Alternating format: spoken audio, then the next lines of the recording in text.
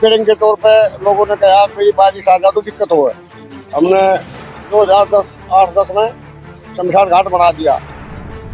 ऐसी जगह कर दे कि जो छोटे बच्चे हैं उनको उसमें गाड़ दे, छोटा गेट लगा दे ताकि कुत्ते उत्ते ना पड़े उनमें। मनुष्य के जीवन लीला समाप्त होने यानी मृत्यु के बाद में शव का अंतिम संस्कार करना लाजमी है। मुस्लिम धर्म में बुजुर्ग और बच्चा हो उन्हें कब्रिस्तान में मुस्लिम रीति रिवाज के अनुसार दफनाया जाता है, परंतु हिंदू धर्म की बात करें तो हिंदू धर्म में मृत्यु के बाद 12 साल से ऊपर की युवा व बुजुर्गों का अंतिम संस्कार शमशान घाट में किया जाता है।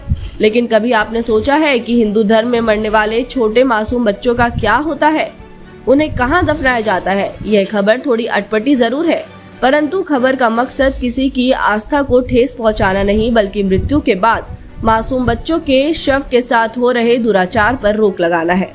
आपको बता दें, हिंदू धर्म के मुताबिक छोटे मासूम बच्चों को 3 से 4 फुट का गड्ढा खोदकर दफन कर दिया जाता है।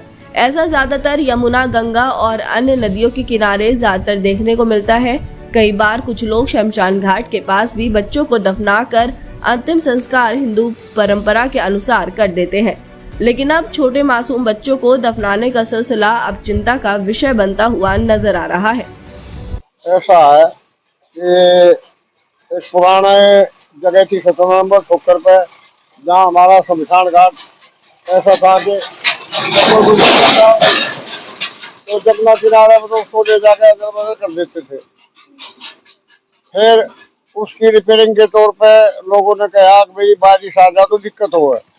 हमने 2010-8-10 में शमशान घाट बना दिया। तो जो आदमी कोई भी आदमी उठ गुजर जाते हैं 8-7 कामों में तो वहाँ पर उसको अदल बदल कर देते हैं। पर कोई छोटा बच्चा है तो हमारे यहाँ जो आ जाए छोटे बच्चे को जलाते नहीं है, उसको जमीन में गाड़ देती है। तो उसके लिए जो है वो जमीन में गाड़ के आ जाए, फिर वहाँ कुत्ते उसको पार देते हैं, वो घसीटते आड़ते हैं, वो अच्छा सा नहीं लगता। तो इसलिए वहाँ मतलब कोई एक ऐसी बाउंड्री सी बना दी जाए जिसके अंदर उसको छोटे बच्चों के लिए ऐसी जगह कर दे कि जो छोटे बच्चे हैं उनको उसमें गाड़ दे, छोटा गेट लगा दे ताकि कुत्ते उत्ते ना पड़े उनमें।